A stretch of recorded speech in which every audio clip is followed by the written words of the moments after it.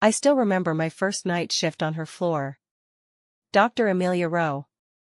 Sharp. Unforgiving. Untouchable.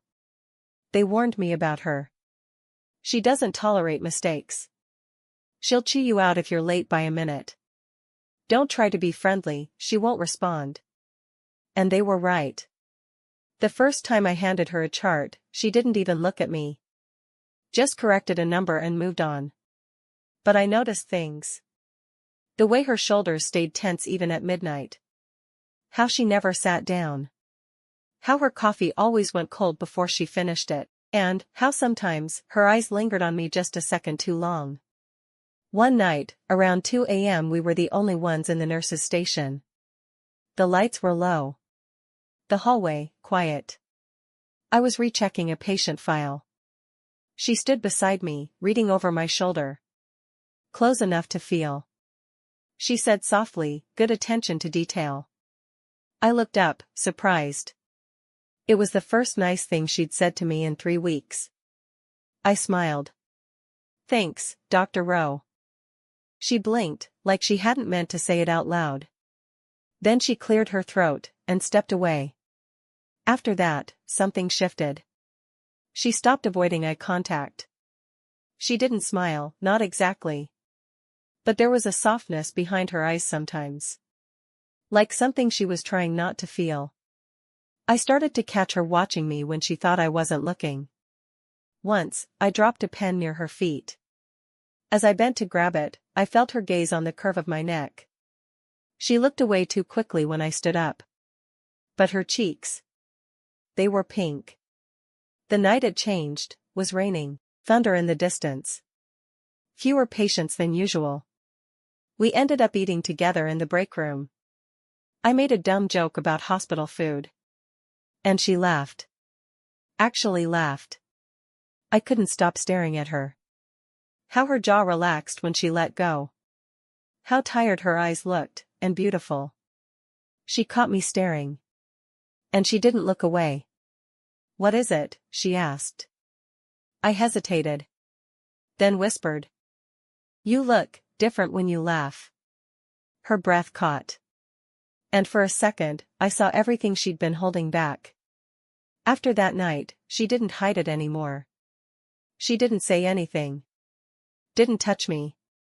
But her eyes were loud.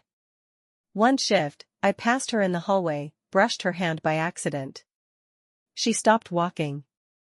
Just stopped. I turned. Our eyes met. The air felt too still. Neither of us moved. Then, just above a whisper, she said, "You make it difficult to stay professional."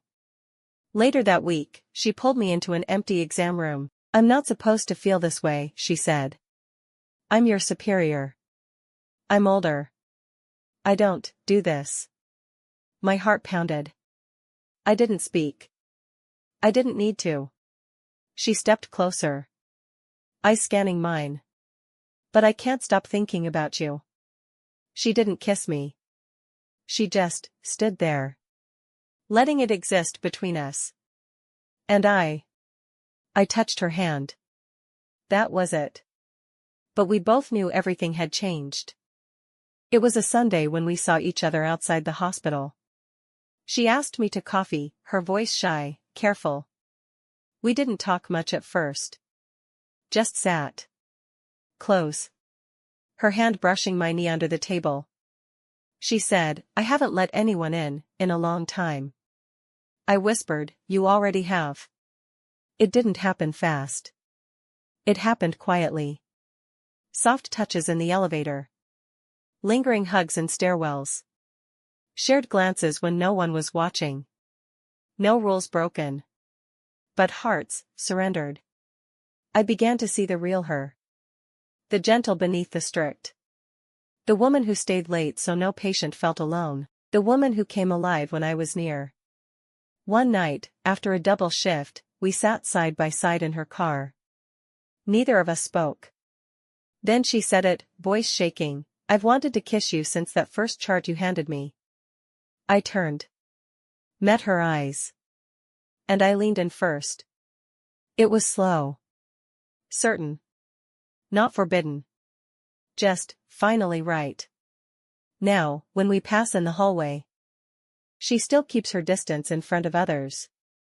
But when the floor clears, her fingers graze my back. Her eyes soften.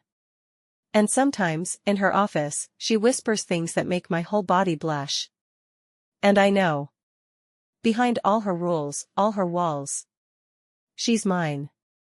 And I'm hers.